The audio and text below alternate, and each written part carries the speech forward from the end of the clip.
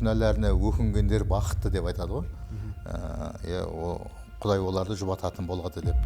Сол күнәләріне өкінгендер бақытты дегенде қандай күнәларға ол өкіну керек? Кейбір адамдар дейді, өздерін бүйтіп ақтағысы келеді дейді. Мен ізгі хабарды ешқашан естіген жоқпын. Мен өзімнің мысалы күнәлі екенімді білмей қалдым деп ақталуы мүмкін дейді. Сол жаңағы Тауратта берілген заң сендердің жүректеріңе жазылған дейді. Оны біз қазақ тілінде мысалы аруждан деп айтамыз. Бәрі істеп жатыр ғой, сондықтан мен де сөйтіп істеймін. Бәрі өтірік айтады, мен де өтірік айтамын. Бәрі ұрлап жатыр, мен де ұрлаймын. Сол күнә үшін өкіну деген күнделікті өкіну ма, жоқ әлде жылына бір рет или аптасына бір рет өкініп қою керексіз ба деген ғой. Ол жалпы күнәсіне өкінетін адам ба, әлде жалпы ол күнәсіне өкінбейтін адам ба? Кейбір адамдар болады, сондай өзін мысалы бір кіттей бір қате жасап қойса, соған өкініп, мойындап, сол туралы ойланып, соған қайғырып жүретін адамдар болады. Осындай адамдар бақытты дейді. Құдайдың алдында осындай адамдар керек дейді.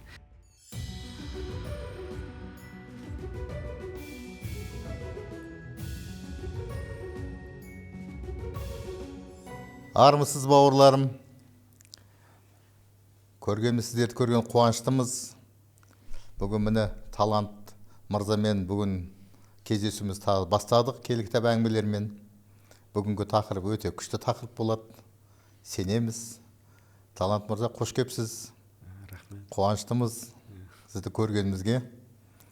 Енді мынау өткенде бір әңгіме қозғағанбыз. Ол әңгіме Исаның шәкірттері таңдау еді. Сол әңгімеге Исаға әрбір адам шәкірт болатынына біз түсінген едік. Керемет сондай әңгіме болған еді. Енді осы жолы біз Исаның таудағы уағызы, нағыз бақыттық, шынайы бақыт туралы қозғаймыз. Сол білесіздер, бақыт дегенді адамдар әртүрлі түсінеді, осы әлемдегі адамдар деп түсіндіргенде жер бетінде. Мысалы бір жетістікке жетсек, бірдеңе бір жақсы нәрсе бұйырса, өздерін қатты бақытты сезінеді.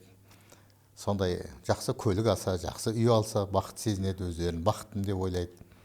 Бірақ енді осы Матай жазған ізгі хабар бұл Құдай патшалығы туралы айтады ғой. Сол жерде осы таудағы уағызының тақырыбы негізі шынайы бақыттылық. Не ол? Сол туралы айтады. Сол кішкене оқып кетсем осы жерде Иса не деп айтады? Өйткені көптеген адамдар Исаның қасына жиналған кезде Иса бұлай тәлім береді. Құдай алдында құралақандар тұрғандар бақытты. Құдайдың патшалығы сондайларға арналған. Күнәләріне өкініп қайғырғандар бақытты. Кішіпейілдер бақытты. Әділдікті аңсап зарыққандар бақытты. Мейірімділер бақытты. Жүрек пәк тазалар бақытты. Татуластырушылар бақытты. Әділдік үшін қудалағандар бақытты. Міне осы көп бақыттылық туралы айтады осы жерде. Сол менің сұрайын деп атқаным сізден осы негізгі мынау құралақандар тұрған бақытты деп айтады ғой. Не ол, не сөз ол? Құралақандар бақытты деген дым жоқ, ештеңе жоқ, бір кедей болып жүре беру деген сондай пікір ме бұл негізі? Не тақырып, не жайында, мағынасы не жайында айтады, осыны кішкене түсіндіріп жіберсеңіз. Енді бұл деген негізі өте сондай күрделі тақырыптардың бірі. Бір жағынан қазіргі күні құралақан тұрған адам мен сол күндегі құралақан тұрған адамның екеуі екі бөлек өмір сүріп жатыр. Мына осы өтірік айтпасам 20 ғасырда Испанияның ба, Италияның да сонда бір философ, жазушысы болған Хосе Ортега и Гассет деген. Ол кісінің айтуынша былайда, орысша оқығам кітаптың аты былай болатын, «Восстание масс» дейді. Мысалы бұрынғы заманда үйдің ішіндегі ыстық су, жайлы төсек орын, ыдыс аяқ, бірнеше ауыстырып киетін киім-кешек, соның бәрі тек патшаларға ғана тиесілі заттар болған. Ал бүгін оны мысалы ең кедей адамның өзі оны қалай сатып алады, немесе қолжетімді, немесе бір ғана футболкасы бар өмір бойы киіп жүрген емес, бірнеше киіп ауыстыратын киім бар. Яғни жалпы адамның мысалы әлеуметтік жағдайы әлде қайда жоғарғы бұрынғы заманға қарағанда. Бұл бір жағынан. Сонда біз мысалы келі кітапта бүйтіп айтамыз, бұл келі кітаптағы шындық, ол мәңгілік шындық. Ол сол осы бірінші ғасырда өмір сүріп жатқан адамға да арналады, бүгін өмір сүріп жатқан адамға арналады, осыдан кейін мысалы 100 жылдан кейін өмір сүретін адамға да бұл сөз арналған сөз, және бұл олардың өмірлеріне де, олардың осы дүние танымына да шындық болады деп айтамыз. Сонда құралақан тұрған деген сөз, ол мәңгілік құралақан тұру деген нені білдіреді? Менің ойымша ол құралақан тұру бір жағынан соны білдіруі мүмкін. Адам жаңағы өзінің жоқшылығын, кедейшілігін мойындап Құдайдың алдына келіп сұрайды, маған осы күнделікті нанымды бере көр деп біз дұға етеміз. Ол соны да білдіруі мүмкін. Немесе екінші жағынан ол өзінің Құдайдың алдында еш шарасыз, қолынан ештеңе келмейтінін кеп мойындауы. Мысалы біз бір-біріміздің алдымызды мойындамауымыз мүмкін. Біз бір-біріміздің алдымызды өзіміздің күшті қып көрсеткіміз келеді өзімізді ше. Бірақ Құдайдың алдына келген кезде біздің қолымыздан ештеңе келмейтінін біз әрдайым мойындауымыз керек. Соны мойындап, соны түсініп, өзіміздің қандай Құдайдың алдында қандай жағдайымыз мүшкіл екенін ұғып, сөйтіп келу керек деп ойлаймын. Өте жақсы. Сонда негізі Құдайдың алдында тұрған кезде мен Құдай сенсіз ештеңе істей алмаймын деген мағынаға айтуға бола ма осы нәрсені? Дәл солай, дәл солай. Мен сенсіз ештеңе алмаймын. Сен маған күш беріп келесің, сен маған қуат бересің, ақыл бересің, маған даналық бересің, сондай керемет. Рахмет. Тағы бір сұрағым бар. Ол мынау күнәләріне өкінгендер бақытты деп айтады ғой. Құдай оларды жұбататын болады деп. Сол күнәләріне өкінгендер бақытты дегенде қандай күнәларға ол өкіну керек?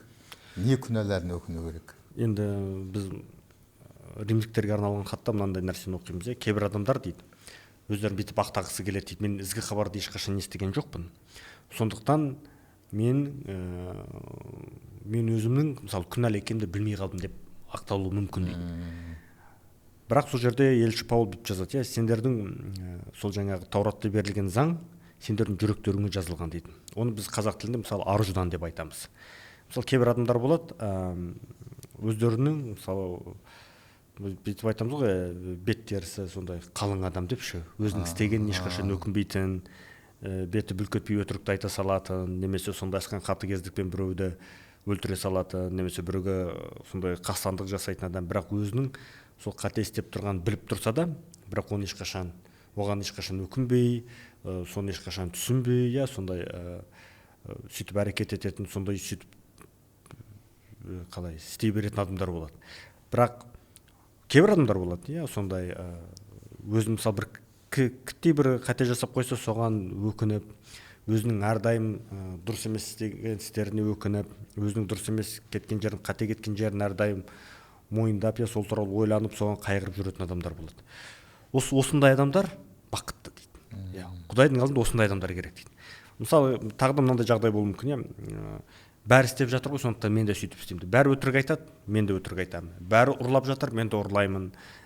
Мысалы, бәрі ананы істейді, мынаны істейді, сондықтан бәрімен бірге көппен көрген ұлы той деп, мысалы, оңды солды сілтей берсем, ол дұрыс болмай қалады. Сондықтан сен әркім Құдайдың алдында өзі жеке келіп жауап беретін болғандықтан, біз Құдайдың алдында әрдайым өзіміздің істеген ісіміз үшін, қателіктеріміз үшін оның алдында кешірім сұрап, соған өкінуіміз керек. Соны айтып тұр деп ойлаймын. Сол күнә үшін өкіну деген күнделікті өкіну ма, жоқ әлде жылына бір рет или аптасына бір рет өкініп қою керексіз ба деген ғой.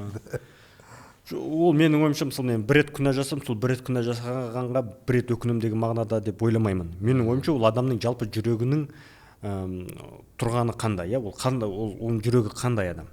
Ол жалпы күнәсіне өкінетін адам ба, әлде жалпы ол күнәсіне өкінбейтін адам ба? Ол сол менің ойымша ол адамның мінез құлқы, ол адамның ар-ұжданы, соған байланысты сұрақ деп ойлаймын. Кішіпейіл жандар бақытты деп айтады. Мен сол түсінемін, кішіпейіл дегенді былай түсінемін де енді. Мысалы сен бір жерде бір мекеменің бастығысың. Саған енді кішіпейіл болу керек. Адамың постоянно кешіп келе береді жұмыстан. Өмірі қалып кете береді. Болмаса келмей қояды, айтпайды. Соларға кішіпейіл болып, мейлі нормально болып жүре бер осылай деген дұрыс па? Жоқ, кішіпейілдіктің басқа мағынасы бар ма оның? Енді ол жұмыста сіз бастық болып отырсаңыз, сіздің жұмысыңыз өзіңіздің қарамағыңыздағы адамдарға дұрыс қарау, тәртіпті сақтау, оларды жетелеу, оларға бағыт-бағдар беру. Сондықтан егер мысалы сондай адамға бір рет ескертіп айтып, екі рет ескертіп айтып, ақыр аяғында шараның жоғынан оны жұмыстан шығарып жіберсеңіз, сіз өзіңіз жұмыс істеп отырған мекеменің алдында кішіпейілдік танытасыз. Немесе сіз өзіңізден жоғары тұрған бастықтың алдында кішіпейілдік танытып тұрсыз. Мен сөйтіп ойлаймын.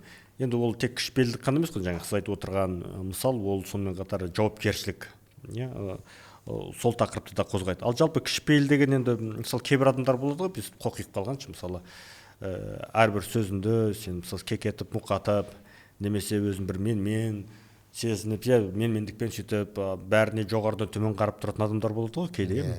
Ондай болмаңдар дейді, кішіпейіл болыңдар. Сондықтан ол кішіпейілдікті білмеймін, басқалай қалай қайтып айтып түсіндіруге болатын. Әр адамды мысалы сыйлап, әр адамды өзінен жоғары қою деп ойлаймын. Егер даже менің қарамағымда жұмыс істеп тұрған адам болса, мен оны сыйлап, ол менен жоғары тұрған адам сияқты оған қарауды ойлаймын. Себебі ол филиппиндіктерге арналған хатта жазады ғой, әркім өз мүддесін ғана емес, басқалардың қамын ойлап, оларды өздерінен жоғары қойыңдар деп. Сол туралы деп ойлаймын. Осы негізі Құдай патшалығына кіретін адамдар кішіпейіл болған бақытты деп айтады, негізі. Ал егерде көкірек болсаң, менмен болсаң, онда Құдай патшалығына лайықты адам болмадың ғой сонда, солай түсінемін. Енді келі кітапта бірнеше жерінде айтады ғой, Құдай өркөкіректерге қарсы тұрады дейді. Және Иса бүйтіп айтады: мен сендердің көктен келген иелерің бола тұра, өзіме қызмет етсін деп емес, өзім қызмет етіп, олар үшін жанымды құрбандыққа беру үшін осы дүниеге келдім дейді. Жаңа Иса айтады: мен сендерге тек қана араларында кішіпейіл болып, сендерге ғана сонымен ғана қызмет етіп, менің қызметім сонымен ғана шектелмейді дейді. Мен одан ары қарай барамын дейді. Адамның өміріндегі ең үлкен, ең құнды, ең бағалы не бар, мен соны беруге келдім дейді. Ол менің өмірім. Өзімнің жанымды сендер үшін құюға дайынмын деп. Және ол соны істеді де. Сондықтан кішіпейіл деген сол, біз сондай мінез құлықтағы адам болуымыз керек, біз сондай бағыттағы адам болуымыз керек деп ойлаймын. Сол кішіпейіл мен өркөкіректің қандай айырмашылығы бар Құдай патшалығында? Енді мысалы кейбір адамдар болады ғой, өзінің әділдігіне, өзінің сенушілігіне, өзінің пәк таза жүрген, ешбір күмәнданбайтын, басқалар сөйтіп менсінбей қарап жүретін адамдар болады. Сол туралы мысалы Луқа жазған ісхабар 18-ші тарауда мынандай әңгіме бар. Екі адам ғибадатханаға Құдайға дұға етуге келді дейді. Сыйынуға келді. Біреу парызшыл, екіншісі салықшы дейді. Парызшыл әлгі жерде бүйтіп айтады: мен аптасына 2 рет ораза ұстаймын, мен 10-дық садақамды беремін деп өзінің қаншалықты сондай жақсы, тақуа, діншіл екенін көрсетіп Құдайға сөйтіп айтып жатыр да. Ал екіншісі жаңағы салықшы: Құдай, мен сенің алдыңа келіп мына жерде тұрып сыйынуға, дұға етуге де лайықты емеспін. Мен барып тұрған күнәһармын деп өзінің қаншалықты күнәһар екенін мойындайды. Сол ғибадатханадан қайтқан кезде Иса Мәсіхтің айтатыны: жаңағы парызшыл емес, қайта күнәсіне салықшы, күнәсіне өкінген салықшы Құдайға бір елі жақындап қалды деп Иса сөйтіп айтады. Сол Құдайға сондай дұға ұнайды. Құдайдың алдында сөйтіп жаңағы кішіпейіл болып келу керек, жаңағы өркөкірек болып келуге болмайды Құдайдың алдына. Құдай негізі өркөкіректі емес, кішіпейілдерді қабылдап тұр ғой Құдай патшалығында. Әрине, Құдай патшалық кішіпейілдер. Сыйынған кезде шынымен кішіпейіл болып, өзіңнің жүрегіңдегі қатеңді айтып, күнәңді айтып, тәубе етіп, өте маңызды. Мысалы мынандай бола ма, енді айқайлай беретін, ұрса беретін, балаларына зекіп әрдеңе айта беретін ата-аналар болады ғой енді. Олар кішіпейіл бола ма, болмай ма сондайға? Енді ұрысқан деген күнә ме, күнә емес пе деген ғой. Енді келі кітап осы ата-аналарға қатысты ефесдіктерге арналған хатта 6-шы тарауда айтады. Және Сүлеймен патшаның нақыл сөздерінде де бар. Балаңны бір жағына тәрбие бер дейді. Тәрбие көрмеген бала ертең ол бетімен кетеді. Ал бетімен кеткен бала ертең ол не түрмеде отырады, не жасына жетпей о дүниеге аттанып кетеді. Немесе жаңағы бір сондай бұзылған, дұрыс емес жолға түсіп кетуі мүмкін. Сондықтан біз ата-ана ретінде, мен өзім 4 балам бар. Сондықтан ол біздің міндетіміз. Мен баламның алдында мен баламды дұрыстап тәрбиелеп өсіру менің міндетім. Егер мен балама дұрыс тәрбие бермесем, онда мен ертең Құдайдың алдында жауап беремін. Көрші қолаң, туған, туыс, мүмкін бүкіл елімнің алдында жауап беремін. Сол балаларды тәрбиелеу сіздің енді кішкене темаға дұрыс болмай қалды, бірақ бәрібір дұрыс деп ойлаймын. Енді қазір бізге керек нәрсе баланы тәрбиелеу. Ата-ана қанша жасқа дейін ата-аналар жауапты? Енді Үйленгенше ма, или 18-ге толғаннан кейін ба? енді бізде қазақтан андай мақал бар, болар елдің баласы 15-інде баспын дейді, болмас елдің баласы 30-ында жаспын дейді.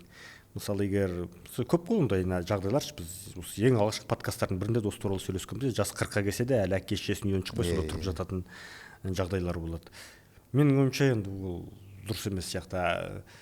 Енді мен өзім 8,5 жыл Америкада тұрып келгендіктен, мен балаларымның алғашқы 8 жылын біз сол жақтың мәдениетіне сай тәрбиелегенбіз. Енді ата-ананың міндеті мынау деп ойлаймын, оны мектеп бітіргенше оған көмектесу, жаңағы жейтін, ішетін бәрін әперу, киетін киімін. Одан кейін шама жетсе оның университетке түсіріп оқыту. Одан кейін ол өмірмен не істейді, сол баланың өзінің жауапкершілігі. Университетті бітірген жігіт немесе бой жеткен қыз ол кішкентай бала емес. Ол үлкен адам. Ол жасы 20-дан асып кеткен үлкен адам. Ол дауыс бере алады. Заң бойынша ол арақ ішіп, темекі тарта алады, күйеуге шыға алады, үйлене алады. Сондықтан ол үлкен адам, ол жеке тұлға, сондықтан ол өз өмірін өз сүру керек деп ойлаймын.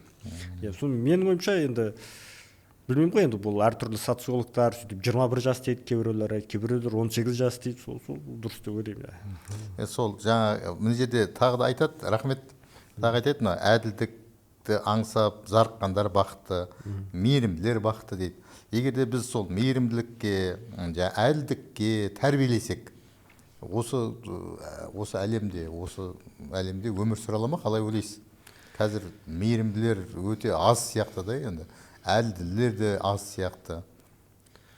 Қалай осы нәрсені ұстап жүруге болады, осы нәрсені? Енді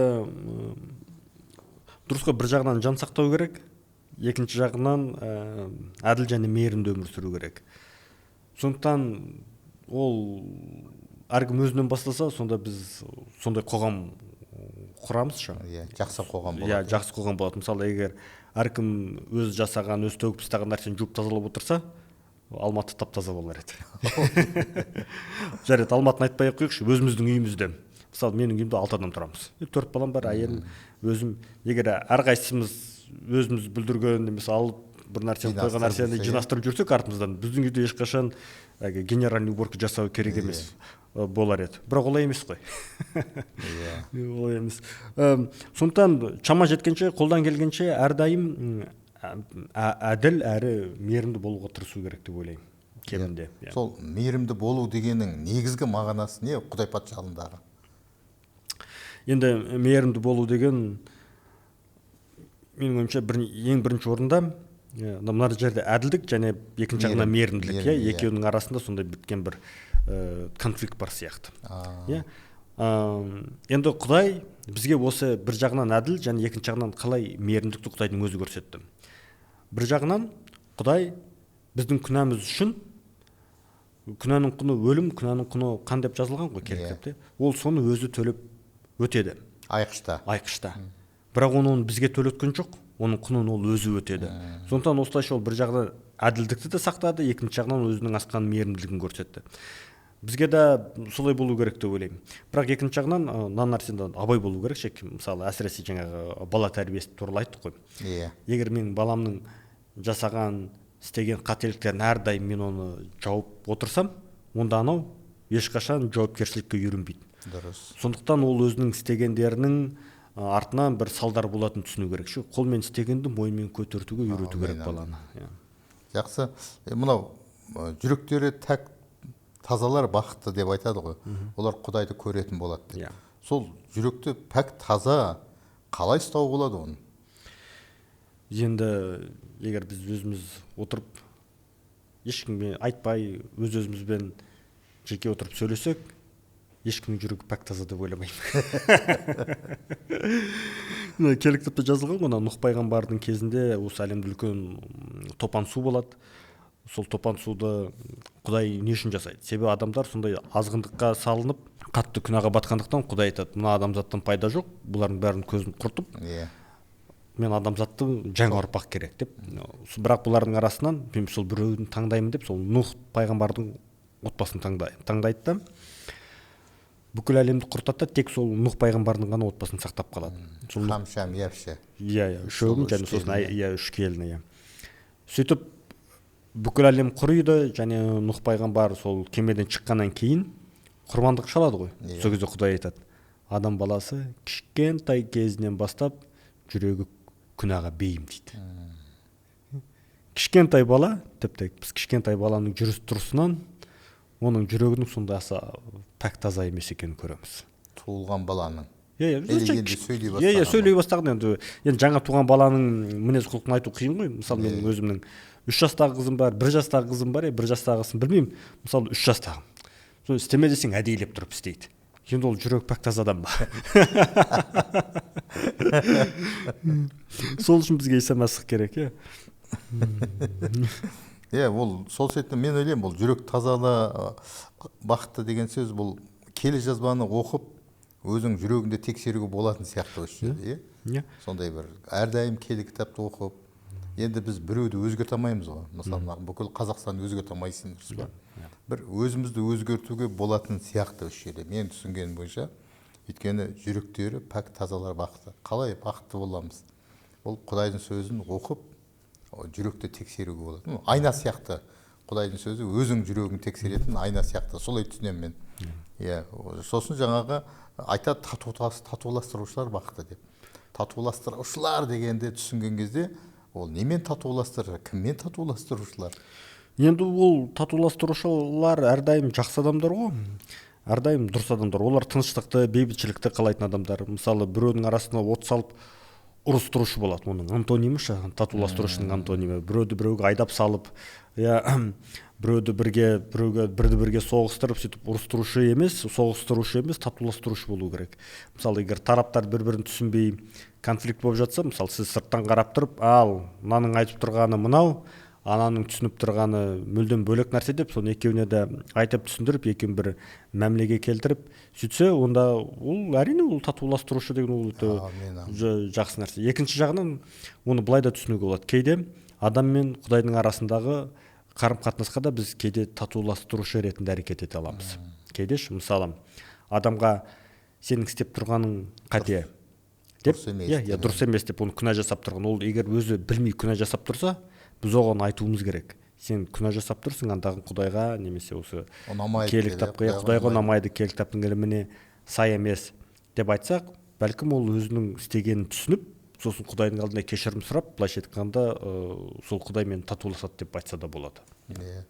Сондай менде бір өмірінде болған оқиға бар да осындай. Бір қызметкерді соның бастығына барып айтып бардым да мен. Ана жігіт осындай күнә жасап жүр деп. Әңгімені айтып қалдым ғой. Сөйтсек ана кісі мен көзіме қарап тұрып, сіз сол кісімен сөйлестіңіз ба дейді да. Жоқ, сөйлескен жоқ, естідім ғой, соны сізге айттым. Сөйтсем айтады, бауырым, кешірші, сен маған өсек айтып тұрсың. Сол негізі татуластырушылар осындай сырттан өсек айтатын болса, ол татуласпайды деген сөз ғой деп ойлаймын мен. Әрине татуласпайды. Ол наоборот бұзатын сияқты. Осындай өсек айту, сыртынан жамандау, ол егер де болатын болса, шешіп алуға болады ғой. Любой жаңағы түсінбеушілікті кездесіп, дұрыстап, ақылмен сөйлесіп, шешіп алу керек адамдар арасында. Ал енді Құдаймен татуласпай тұрса, ол шынымен жаңағы өкіну керек сияқты да, өзінің қатесін түсініп, өзінің жаңағы кішіпейіл емес екенін біліп, көкірек екенін түсініп, сондай болса, ол Құдай алдында бақытты деп айта аламыз. Осы Матай жазған ізгі хабардың 18-ші тарауында сол Иса нақты бір қадамдар береді. Осы конфликтіні, келіспеушілікті қалай шешу керек екен. Ол біріншіден, егер біреу саған қарсы күнә жасаса, онымен барып жеке сөйлес дейді. Одан кейін егер ол оны түсінбесе, егер ол жаңағы мәселе шешілмесе, жанына 2-3 жай ғана адам емес, қызметкерлер. Жай ғана қызметкер емес, оның сөйтіп күнә істеп немесе дұрыс емес деп жүргенде көзі жеткен адамдарды алып бару керек. Куәгерлер. Куәгерлерді алып бару керек. Солармен барып айту керек. Егер ол сонда түсінбесе, онда оны қауымның алдына шығарып айту керек. Бүкіл қауым оған айту керек. Сенің мысалы осы істеп жүргенің дұрыс емес, немесе осы мәселе шешілу керек деп. Егер ол онда да соны қабылдамай, мойындамай, осы менің істеп тұрғаным күнә емес, менің істеп тұрғаным бұл дұрыс нәрсе деп тұрып алса, онда сол адамды мәсіхшілердің ортасынан шығару керек деп жазылған. Шығарғанда қайда шығарып тастайсың оны? Или бір түсінік беру керек па оған, или бір үйрену керек па бір нәрсені, или бір сабақтардан өту керек па? Мүлдем лақтырып берсең, ол бір шетінен қиын болып қалмай ма деген оның өміріне. Жаңағы ол сабақтарды өту, немесе қайтадан қалпына келтіру, сондай восстановление дейді ғой. Содан өту үшін ол адам өзінің күнәсін мойындау керек. Егер ол күнәсін мойындап, мен күнә жасадым, сол үшін кешірім сұраймын десе, әрине біз 100% сол адам жағына шығып, оның сол бұрынғы қалпына келуге қолымыздан келгенше бар күшімізді салуымыз керек. Оған көмектесуге, жан-жақты көмектесуге. Ал шығарып тастау керек дегеніміз, егер ол мойындамай тұрса, егер ол айтылған нәрсені қабылдамай тұрса, біз онымен қалай жұмыс істейміз ары қарай? Сондықтан ондай адам шығарып тастау керек. Ол мысалы осы кез келген мекемеде де солай ғой, бірінші жаңағы ескерту айтады, немесе сөгіс береді. Егер ол қоймай сөйтіп жатса, оны ақыр аяғында жұмыстан шығарып жібереді. Бірақ егер ол жаңағы бір нәрсені түсінбей, жаңағы үйреніп жатса, оған әрине бастықтары да мейірімділік көрсетіп, оған ары қарай өсуіне көмектеседі. Рахмет, керемет, жақсы. Біз қандай мұны уже жақындап қалдық, уақытымыз таяу қалды.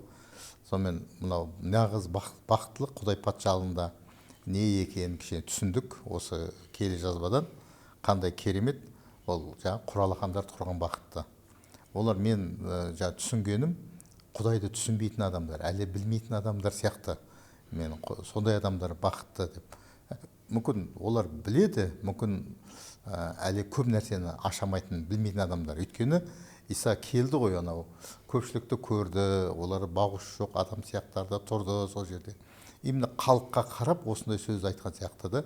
Сонда құралақандар бақытты, күнәләріне өкінгендер бақытты, кішіпейілдер бақытты Құдай патшалығында, әділдікті аңсағандар бақытты, мейірімділер бақытты, жүректері пәк тазалар бақытты, татуласса бақытты, әділ адамдар бақытты деп.